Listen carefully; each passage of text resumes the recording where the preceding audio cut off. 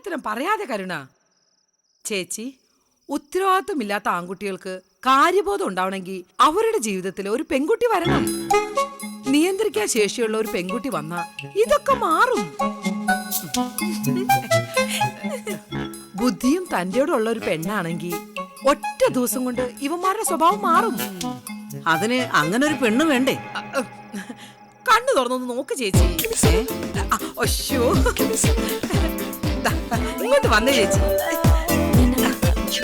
നിക്കണ കണ്ടില്ലേ? ചേച്ചിയുടെ മക്കളിൽ ആർക്കാ വേണ്ടെന്ന് വെച്ചാ ഇവളെ കെട്ടിച്ചു കൊടുത്തോ? എനിക്ക് സമ്മതം. ആ, കല്യാണി ഭക്ഷണം കഴിച്ചോ?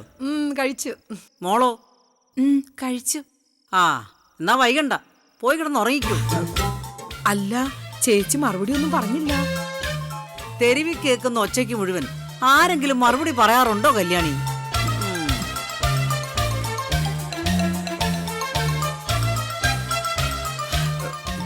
മനസ്സിലായില്ലേ? തെരുവിൽ കിടക്കുന്നവര് വീട്ടുകാര്യത്തിൽ അഭിപ്രായം പറയണ്ടെന്നാ ടീച്ചർ ഉദ്ദേശിച്ചത്. അയ്യാ, കോവിലകത്തെ മരുമകളാകാൻ പറ്റിയൊരു ചരക്ക്.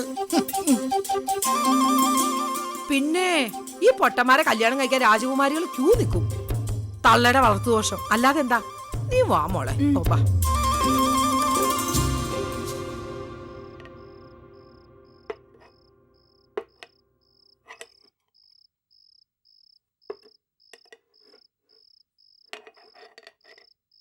ജോസും ക്ലാരയും പോയതാണോടി മേരി? എവിടെ? സിനിമ കഴിഞ്ഞ് വരും. അത്താഴം വേണോന്നാ പറഞ്ഞിരിക്കുന്നേ.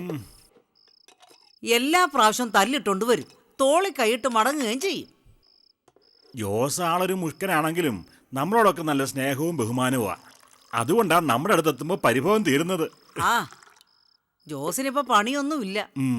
മിക്കവാറും 1-2 മാസം കഴിഞ്ഞ അവര് പോകും. ആ, 1-2 മാസമോ? എവിടെ നിന്നെടുത്ത് ചെലവിന് കൊടുക്കോടി? എവിടെന്നെങ്കിലും എടുത്ത് കൊടുക്ക്. വൈകി പറഞ്ഞ പെങ്ങളായതുകൊണ്ട് മോളെ പോലെ കൊഞ്ചിച്ചതല്ലേ.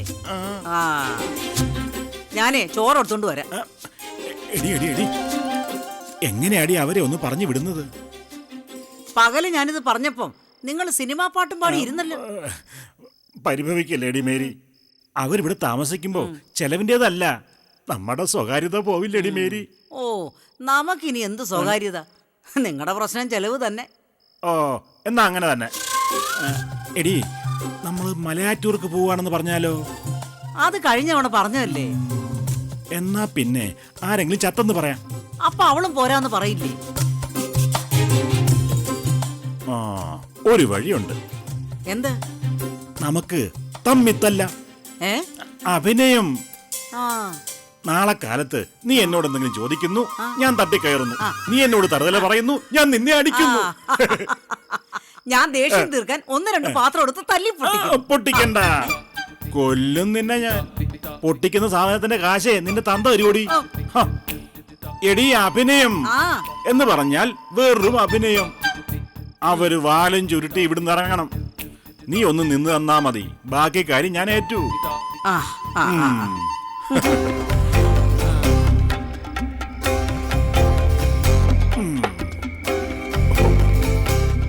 പെങ്ങന്മാര് വീട്ടിൽ വന്ന ആങ്ങളമാരുടെയൊക്കെ ഒരു പാടേ.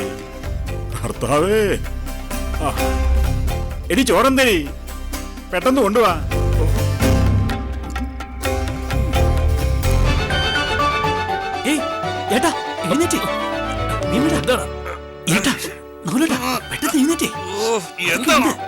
മിണ്ടാതെ എന്നോട് വാ, ഒരു കാര്യം കാണിച്ചുതരാം.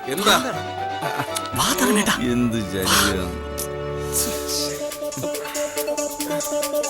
ഏട്ടൻ പോയി നോക്കിട്ട് വാ. അയ്യോ, എഴുന്നേറ്റില്ലേ? ഒന്ന് പെട്ടെന്ന് വാ. വാ,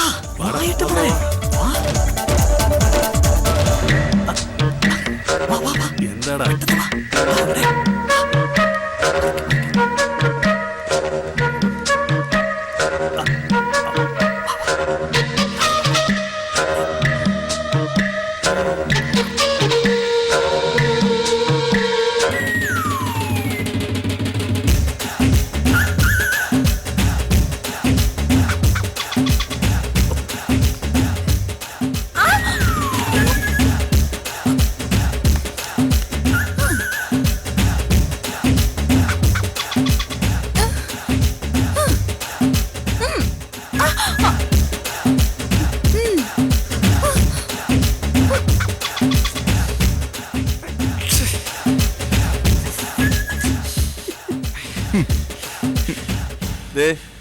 അവള് ഞങ്ങളെ രണ്ടാളെയും ട്രൈ ചെയ്തു എന്ന് പറഞ്ഞപ്പോ ഏട്ടൻ കളിയാക്കിയില്ലേ ഇപ്പോഴോ?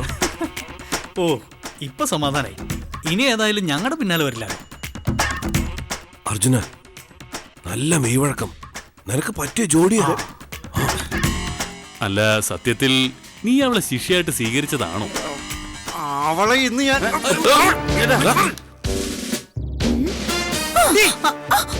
നിന്നോട് ആര് പറഞ്ഞടി എന്റെ ഡ്രസ് എടുത്തേ? ആരെങ്കിലും പറയണോ? എനിക്ക് തോന്നി ഞാൻ എടുത്തിട്ടു. ഈ ഡ്രസ്സിന് അർജുനേട്ടന്റെ മണ, അതാ ഞാൻ എടുത്തിട്ടത്. മിണ്ടി പോകരുത്, ഒറ്റക്കിന് കൊന്നുകളയും ഞാൻ. നീ വിചാരിക്കുന്നൊന്നും എന്റെ അടുത്ത് നടക്കില്ല. മര്യാദക്ക് ഡ്രസ് കഴിക്കും. ഇപ്പൊ തന്നെ വേണോ? വേണം. ഞാൻ അഴിക്കും. അഴിക്കട്ടെ? ഇവിടെ നിന്നോ?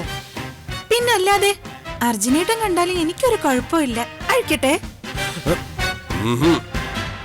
അഴിക്കട്ടെ? അഴിക്കട്ടെ? വേണ്ട.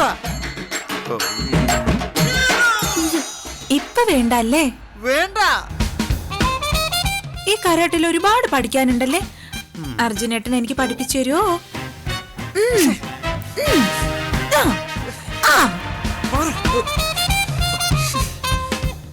എന്താടാ? ആ വൃത്തികെട്ടവള് എന്റെ മുമ്പിൽ നിന്ന് ഡ്രസ് അഴിക്കാൻ പോവുക. ഞാൻ കണ്ട കുഴപ്പമില്ല. അവക്കേട്ടനോട് അത്ര ഇഷ്ടം ഉണ്ടാവും. എടാ, വിദ്യ ആഗ്രഹിച്ചു വരുന്നവർക്ക് അത് കൊടുക്കാതിരിക്കരുത്. നിനക്ക് അവളെ പഠിപ്പിച്ചൂടെ? ദേ ഏട്ടനായി പോയി. അല്ലെങ്കിൽ ഞാൻ ഈ സാധനത്തിന് ഇനി ഞാൻ എന്ത് ചെയ്യും?